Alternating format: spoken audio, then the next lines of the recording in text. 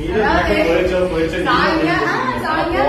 மணிக்கு போட்ட மேக்கப் 2 மணி நேரம் டான்ஸ் ஆடி நாங்க 2 மணி நேரம் தான் டான்ஸ் ஆடினியடா?